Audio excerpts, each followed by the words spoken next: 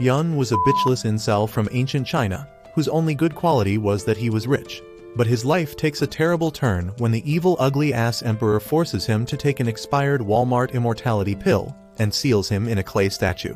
Everyone thought that the pathetic loser must have died, but his life takes a dramatic turn when he wakes up after 1,000 years and saves a beautiful girl from some evil sorcerers who were after her. The reason he would go so far that he woke up from the dead to save the girl was not because she was flat, but it was because she is his sister-in-law and the person who was the closest to him. They lived in a peaceful village in ancient China, where the day of all the villagers started with lining up in front of the house of the Mo family to collect money for the damage Yun had done. Inside the house, Mei, Yun's sister-in-law, gets news about the angry mob at their door. She gets up calmly to face the peasants and throw fat bundles of cash at their ugly faces. While Yun is in the forest, staking a beast that he has been planning to hunt for a long time. He pulls out a huge-ass crossbow to take it down, but the beast notices it and starts running away, causing Yun to miss his shot that was already as bad as a stormtrooper's. He calls his horse and chases after the beast, unleashing another crossbow hidden in his sleeves. He manages to shoot down the beast, but fails in finishing it. The beast gets up and does a Fortnite dance because of the pain, and then angrily charges at Yun. Yun's horse betrays him at the last moment and runs away, leaving him to fend for himself. He tries using his hidden bow again, but the beast shatters it and then pins him to the ground. It takes all of Yun's strength just to keep the beast away from eating him, but he is getting tired now. Suddenly, two people arrive there, and one of them starts strangling the beast with his bare hands. The beast soon loses its life, and Yun gets up, staring blankly at the stylish man who just saved his life. However, instead of thanking him, he begins crying like a wimp. He says that he was planning to hunt this beast for so long, and now someone else came about and defeated it. He asks the man to pay him money for that, which pisses him off because he thinks that Yun is some kind of scammer. However, the old dude with the man just laughs it off and gives Yun some money. After that, he asks Yun if he can tell them about Tai, the master of the Mo family. Yun says that he doesn't know anyone by that name, even though Tai is his elder brother. He thanks the two men for the money and then leaves, taking the dead beast with him. The two men are surprised by his strength and they think that he is an interesting fellow. Later, Yun returns home, where Mei treats his injuries. She asks him why he had to do something so reckless as fighting a beast, and he replies that he did it for her. Apparently, Mei is sick, and the organs of the beast are needed for her medicine. Mei tells him that rather than risking his life, he should behave properly because she will be fine once her husband Tai returns. Speaking of Tai, Yun tells Mei that two people were looking for him earlier today. Mei tells him that some letters from Tai arrived here today and gives one to Yun, who eagerly rushes to his room and puts it in a freaking projector that displays a full HD holographic message from Tai. Tai tells his brother to stop being a troublemaker and study hard so that he can help him in the capital. He doesn't even mention when he is going to be back, and Yun falls asleep disappointed. The next day, early in the morning, some mean-looking soldiers arrive at their door. They tell Mei that they are here to escort her to the capital, and don't give any reasons for that. Seeing that the soldiers mean business, Mei agrees to go with them. Yun tries to stop her, but she tells him to behave himself while she is gone and enters the carriage. However, Yun can't let her go so easily, so he chases after her. He takes down one soldier on horseback, and others attack him from all sides. Yun is too swift and strong for them, and he easily takes them all down. However, as he is busy dealing with the soldiers, the captain attacks him from behind, throwing him to the ground. He is about to punish him when Mei asks him to not harm her brother-in-law. Yun says that he is going to come to the capital with Mei, and the captain tells him that since he is a member of the Mo family, he will let him come along. As they move ahead, Mei scolds Yun for being reckless, but he tells her that he couldn't let her go to the capital alone. Just then, their carriage passes through the under-construction Great Wall of China, and the scenery there fills Yun with dread. There are slaves as far as he can see, and they are being treated like the workers in Amazon warehouses. Not far away is the capital, where the crazy emperor assembles the scholars of his country, who have come to present him the elixir pill that can make him live for 1,000 years.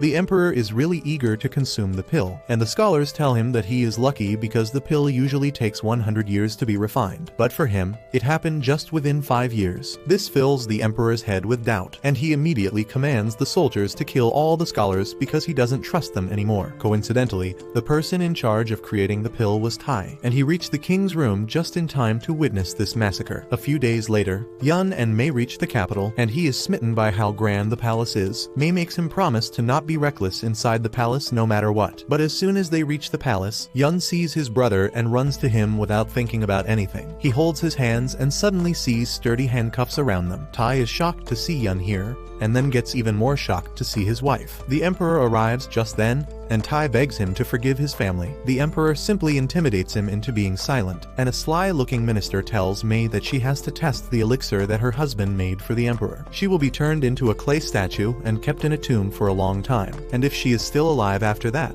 the emperor will greatly reward Tai for successfully creating a pill. However, if he fails, the entire family will be given a free one-way trip to the afterlife. Tai panics and begs the emperor to let him do it, but he refuses, saying that he needs to do other things for him. Mei accepts the emperor's order and says she will test the pill because she believes that her husband will never do a poor job at anything. But then, without any warning, Yun knocks her out. The emperor's guards immediately pin him down and get ready for action. But Yun asks the emperor to let him try the pill instead of his sister-in-law. The emperor agrees and says that if the pill doesn't work, their entire village will be burned down. Fast forward to the present. An actress and a part-time grave digger, archaeologist Shin wakes up as she gets a call from her senior. As he tells her about some ancient ruins they just discovered, Shin immediately jumps up from bed and starts getting ready. Her senior informs her that there are some clay statues on the site, but they don't know exactly which era they belong to. Shin quickly visits the site and is shocked to see a huge number of clay soldiers hidden underground. She starts clicking pictures and thinks that the tomb belongs to the Qin dynasty, but this place is too far from any major city,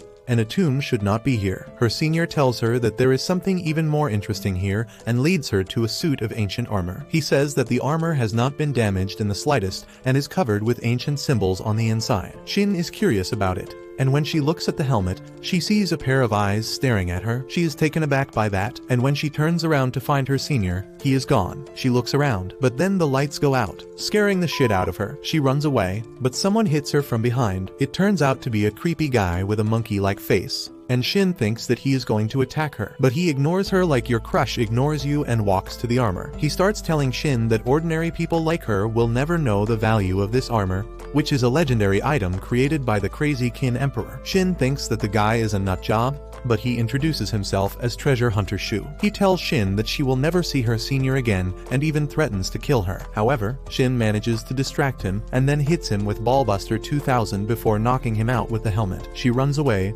but Shu chases after her, using his dark powers to destroy the statues on the way. He also has a pet monkey with him, and it seems like they have the same biological father. He manages to corner Shin, but instead of giving the helmet to him, she yeets it as far away as she can. Shu is furious now and rushes to attack her, but he hits the only clay statue he should not have. A golden light briefly radiates from the cave, and the statue that Shu attacked starts cracking to reveal that Yun was inside it. Yun grabs the monkey man's arm and then hits him away, and then he turns towards Shin, who can't stop staring at him. She is terrified of him because she thinks that she is in the horror version of Night at the museum. Yun moves towards her, but then he suddenly has a terrible headache as the memories of his life come flooding to him. He remembers that after he took the pill, Tai gave him their family pendant and said that his survival is purely up to luck now. Yun replied that he trusts his brother's skill, and then he was covered with clay. As Yun is busy regaining his memories, Shu gets up and says that today is his lucky day because he found a human who has been alive since ancient times, and that beats the legendary armor in rarity and value. He decides to find out if Yun is really immortal and attacks him with his dark energy. But even in his weakened state, Yun easily blocks his attack because he knows the art to cultivate his spiritual energy. In the tussle between Shu and Yun, a large amount of energy is released, damaging the nearby statues and creating a loud explosion that brings the people in charge of the site there. Shu decides to call it a day and runs away,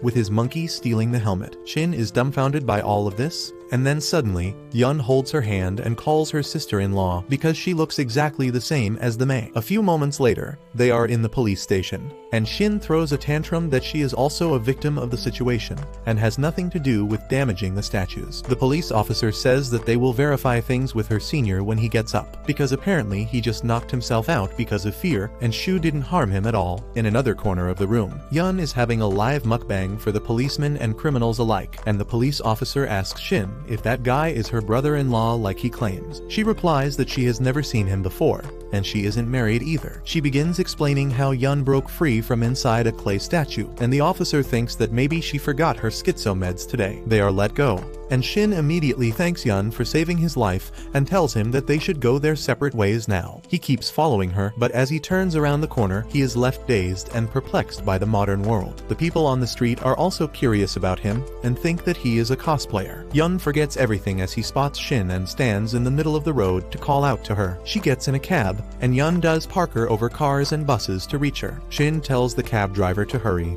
but Yun casually pulls out the door while trying to stop her and causes an accident. That leads them back to the police station, and Shin again asks why she has to be punished for a stranger's mistakes. The police officer thinks that both of them are deranged, but then suddenly, a lawyer sent by Shin's rich dad comes there and bails her out, but she doesn't like that at all. On the other hand, Yun gets put in a prison cell, where a bunch of mean-looking prisoners plan on making him their bitch. One of them tries to take Yun's pendant, so he slams him against the wall. The remaining prisoners try ganging up on him, but Yun whoops their asses and shows them their place. He then asks them how he can find his sister-in-law, and they say that he needs to get out of here first, but that is not possible. Yun simply uses his spiritual energy to blast a hole in the wall to escape, freaking out the prisoners. While Yun is wandering around the city, Shin also has trouble sleeping because she can't get Yun out of her mind. She calls the police station to inquire about him, but everyone there is busy interrogating the other prisoners who were in Yun's cell, so Shin decides to visit him personally,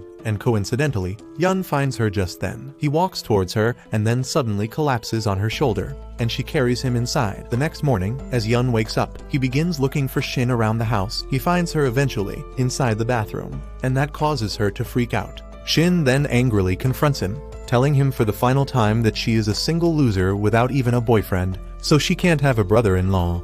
She then asks him how he even found her, and he replies that he tracked her scent. Shin is disgusted on hearing that and tells him that she doesn't want to see him again, so he should not come near her. Anyway, as a parting gift, she buys him some nice clothes so that he doesn't stick out like a sore thumb. With that, she leaves for her work as an actress, but Yun feels the need to be close to her. At Shin's shooting set, she is playing the role of a spoiled noble girl from ancient China. The production crew is a mess, with people falling from the roof and missing actors. The director tells Shin that she has to shoot the part of another actress as well, and that involves some action-packed stunts. Reluctantly, Shin is lifted up, and she fights the stuntman on the roof. But when it is time to jump, her harness suddenly snaps and she falls to the ground. Everyone freaks out, but luckily, Yun arrives there just in time, hitting the stuntman before rescuing Shin. She asks him what he is doing here, and he replies that he came to save her from these attackers. The director angrily approaches him for making a mess of his set, and Shin tries to cover up for him. However, Yun thinks that the director is the leader of the attackers, and he plans to deal with him quickly. While Shin stops him and explains what a movie is, the director's assistant shows him clips of Yun's insane moves. The director is so impressed that he immediately casts Yun in the movie. Later, Yun walks Shin home, and he still doesn't get the difference between real life and acting. He tells her that he is from another time period, and he has no idea how long he slept.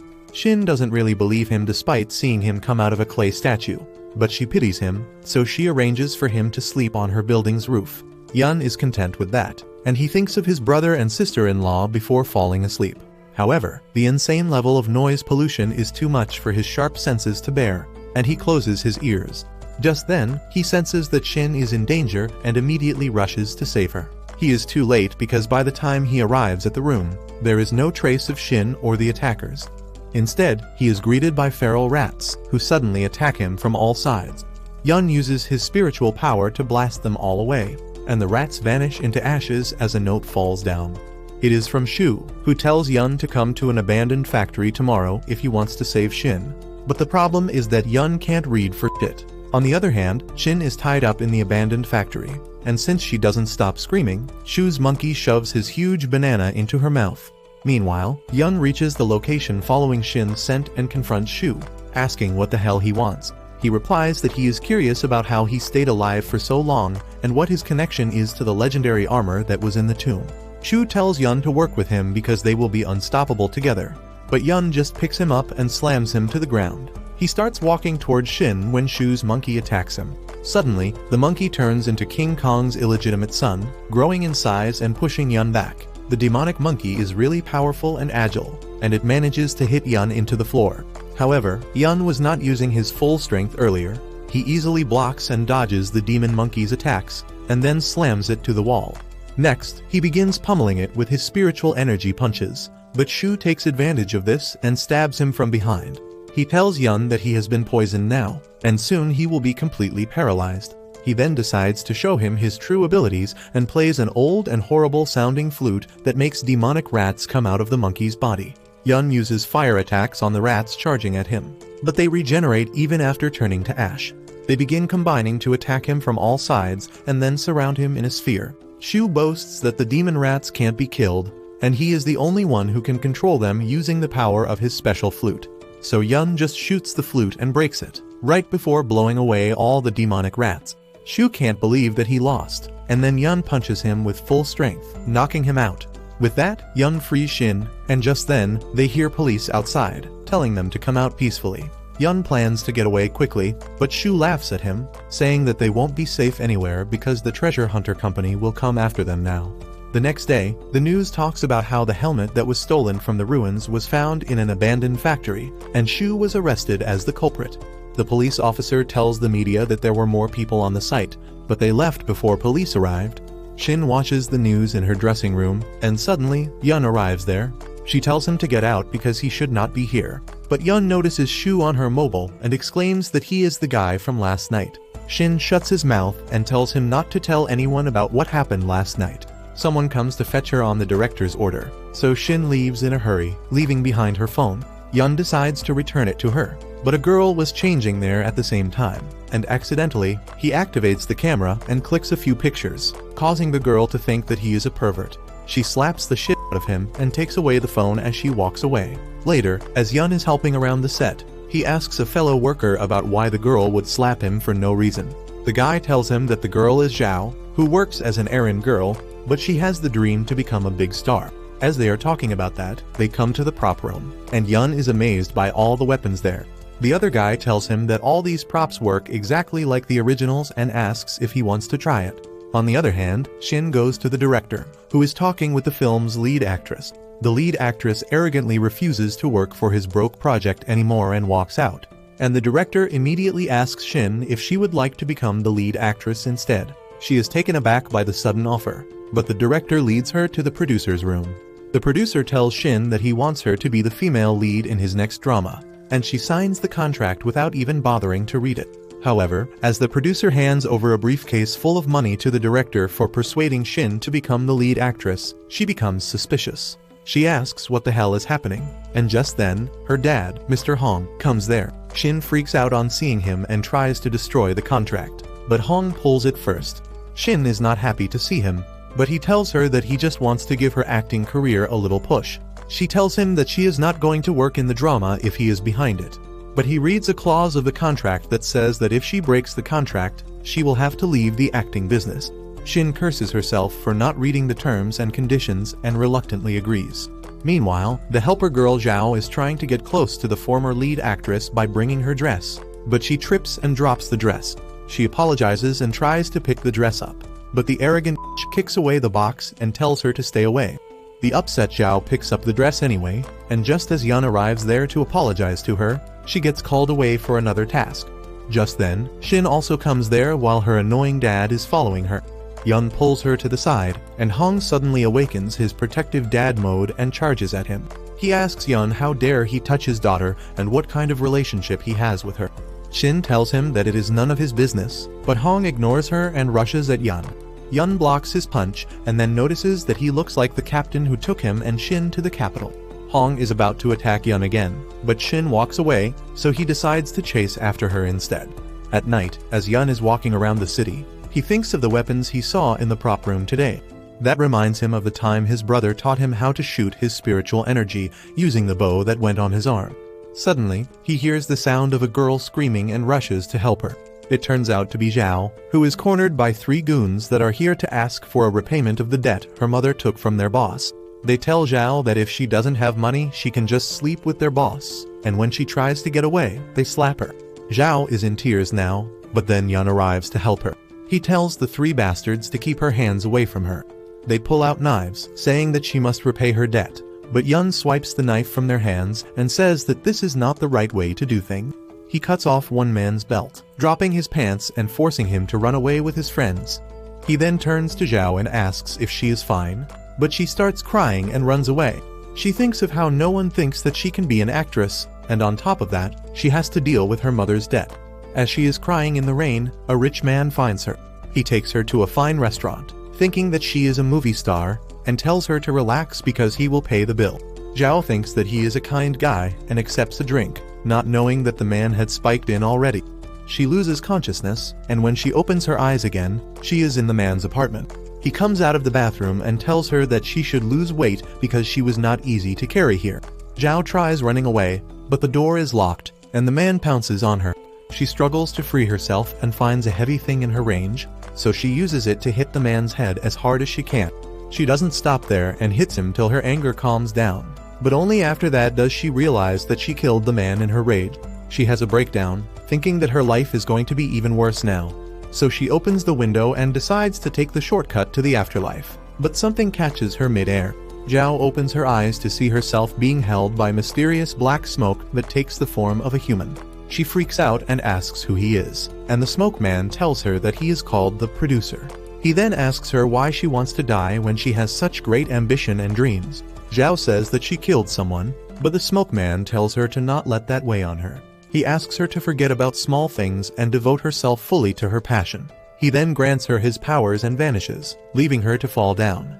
When Xiao opens her eyes, she finds herself in a lavish hotel room with many expensive dresses and accessories. She wonders what is happening, but then looks in the mirror to find that she has possessed the body of the arrogant actress Ling. In another part of the city, Shu and his brother go to meet the leader of the treasure hunter company. Led by an elite treasure hunter, Shu's brother freed him from the prison and brought him here because they have something important to discuss about the legendary armor and the man who came out of the clay statue. They believe that since ancient armor was found at that place, it can be an access point to unimaginable treasures, but the leader doesn't care about that. Instead, he begins lashing out at Shu, who got caught by police and put the entire treasure hunter company at risk. Shu apologizes for that and begs for a chance to correct his mistakes. His brother also supports him, saying that they will capture Yun, who is probably the key to opening the access point to great treasure. The leader gives them permission to do what they want, and after they leave, the elite treasure hunter named Bai asks him what he is planning.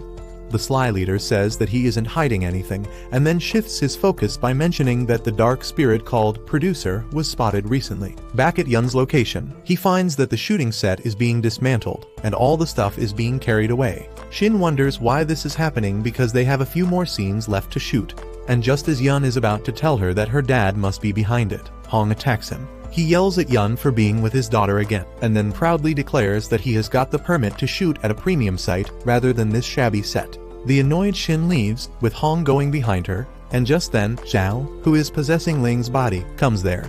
She approaches Yun and thanks him for yesterday, but he has seen her for the first time. Just then, a fancy car arrives at the set, and a rich asshole and popular named Ma comes out of it. The girls on the set immediately swarm around him, but he is only interested in Ling. He is probably Ling's boyfriend or something. But Xiao is taken aback when he tries to kiss her, so she runs and hides behind Yun. Ma gets furious that Ling is interested in another guy, but when Yun says that he is just a stuntman, he thinks that she is acting to make him jealous. He begins pinching Yun's cheek and telling the girl to at least find someone who is more believable. Just then, Shin arrives there, and after staring at her, Ma tells her that she has got potential. He gives her a check to sign her for the next movie he is producing, but Hong comes there just then and pockets the check.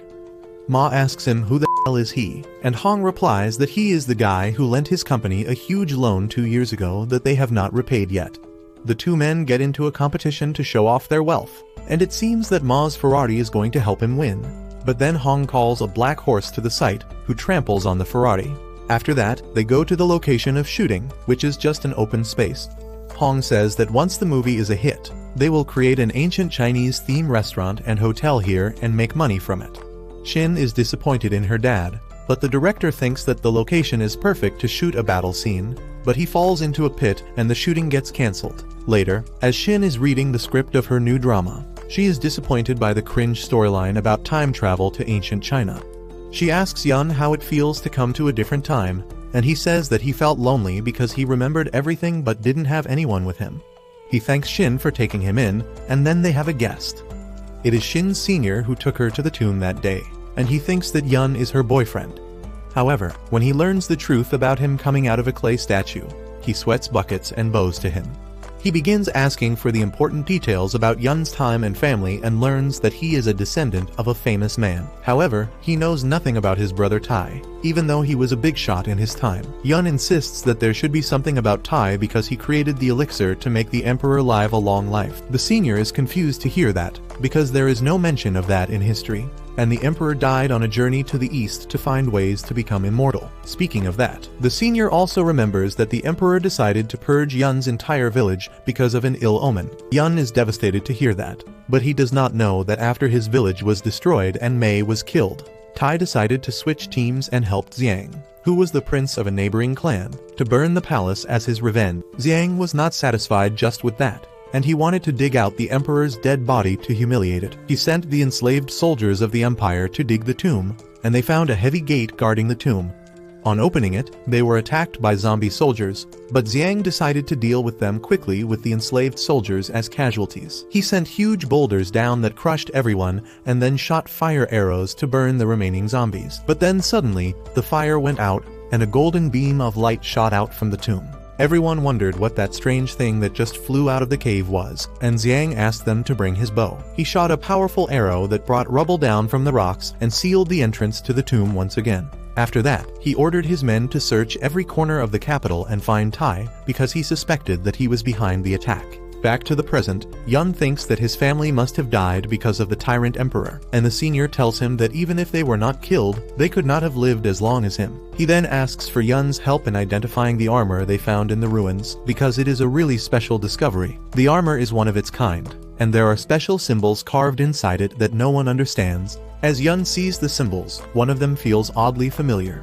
Later, the thought of his family dying and the strange symbol weigh heavily on his mind. And as he is playing the role of an ordinary soldier in the movie shooting, he loses control of himself and begins attacking the fellow stuntman for real. The director immediately stops the shooting and goes towards Yun to scold him, but he ends up falling in a pit again. Meanwhile, Yun takes a break, and Xiao comes there to give him some water. She tells him not to stress about the mistakes, and then quickly asks him if there is something going on between him and Shin. Yun doesn't understand her question, and Xiao can't bring herself to explain that she is interested in him. Nearby, Shin comes out of her dressing van and feels a bit jealous on seeing Yun with another girl, but then quickly leaves for her shoot. Behind her, Ma is also spying on Yun and Xiao, whom he still thinks is Ling. He is pissed that Ling is getting along so well with Yun, but he has some evil plans to teach him a lesson. As he is laughing like a madman, Hong comes there, and seeing Ma so near his daughter's dressing van, he accuses him of being a perverted stalker, so he runs him over by horses. Just then, he gets a call from a man telling him to meet him later because he has found the thing he was looking for. So Hong goes to meet the guy called Zhang, who is actually a member of the treasure hunter company. Zhang fools around with him and throws a paper plane at his head, and Hong gets angry. However, the paper plane contained information about Shu and his brother, because Hong wanted to know who dared kidnap his daughter.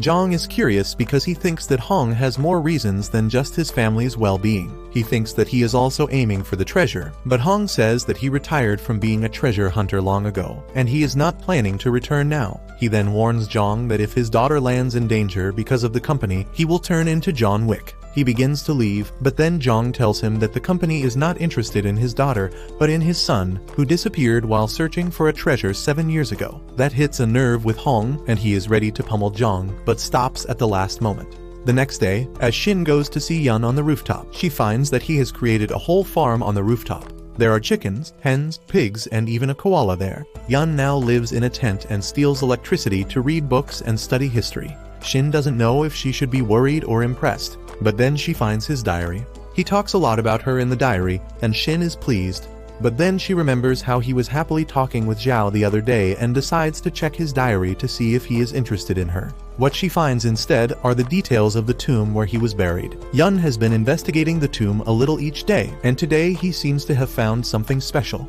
Shin reaches the tomb to search for him and tries to contact her senior for authorization, but his number is switched off. She decides to enter the tomb without permission anyway because she is worried about Yun. She gets scared by the slightest sound and throws her torch at a cat, but just as she is relaxing, she hears footsteps behind her and someone shuts her mouth and takes her to a corner. It turns out to be her dad, who asks her what she is doing here. Shin throws the same question at him, but Hong tells her that she should not be here because the place is dangerous. Just then, her senior also comes there, and Shin realizes that he was working for her dad the whole time. There is Yun's picture on his tablet, and she realizes that the two of them are plotting something against him. She confronts her senior and asks what is happening here. Hong answers her question and says that they are doing this for her brother. 7 years ago, he was searching for treasure near this region when he came across some mysterious ruins, and just as he touched them, he was spirited away, leaving only his bag. The senior was there with him on the mission, and he saw him vanish in a bright light. No one believed him, but he clearly remembers the incident and the strange symbol on the ruins that matched the one found in the armor. At the same time, Yun finds the symbol inside the tomb. His sister-in-law had told him that it was Tai's symbol, and he put it on everything that he created. He realizes that there must be something for him here if this place is made by his brother, so he keeps searching, unaware that Shu's demon rats are following him. Meanwhile, in the city, Xiao receives a call from Ma, who tells her that he doesn't like her being with a mere stuntman. That is why he is leading his goons to thrash Yun, and tells her that if she wants to spare him a hospital trip, she should stop being adamant and patch up things with him. Xiao is taken aback to hear that, but then suddenly, her eyes turn pitch black as the dark powers of the producer possess her body. Back in the tomb, Shin realizes that Yun is the key to finding her brother.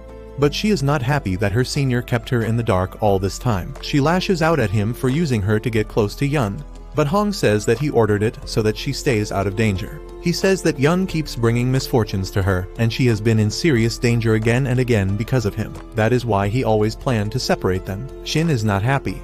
But then a bigger problem arises for Hong as Shu's brother Wolf arrives there. He asks Hong if he is also here for the treasure, and the old guy immediately tells the senior to take Shin away. She doesn't understand what is going on, but the senior takes her arm and runs away. Wolf attacks Hong and creates an explosion with his bare fists. Hong dodged that attack easily, and gears up to the fight with a red ribbon. He uses the ribbon to use a variety of unpredictable moves that keep Wolf on his toes, but then he manages to grab him and slam him to the ground. In response, Hong uses the ribbon to strangle him, and as Wolf tries to free himself, Hong wraps the ribbon around his fist and hits him with a devastating blow. Hong starts pummeling him senseless. But then Wolf reveals that he is a werewolf who doesn't need a full moon to unleash his true strength. While the fight rages on behind her, Shin decides to take the risk and head to help Yun instead, stealing her senior's tablet. Meanwhile, Yun reaches the center of the tomb, where he finds various astronomical patterns pointing towards a stone. He wonders what is hidden there when suddenly, a paper plane comes there. Yun is alert now, and then Zhang casually walks towards him, complaining how hard it is to get through this place. Yun is cautious of him, but he starts feeling weak in his presence, and Zhang clicks pictures of the stone and its surroundings without a care, and then leaves, warning him that there may be some stinky rats around. Once he is left alone, Yun decides to activate the symbols with his spiritual power. As his spiritual fire covers the symbols, they create an illusion of the galaxy and the constellations. They link together, and then suddenly, a stone pillar with many holes rises out of the ground. Meanwhile, Ma and his men arrive at the set and start breaking things and beating people as they look for Yun.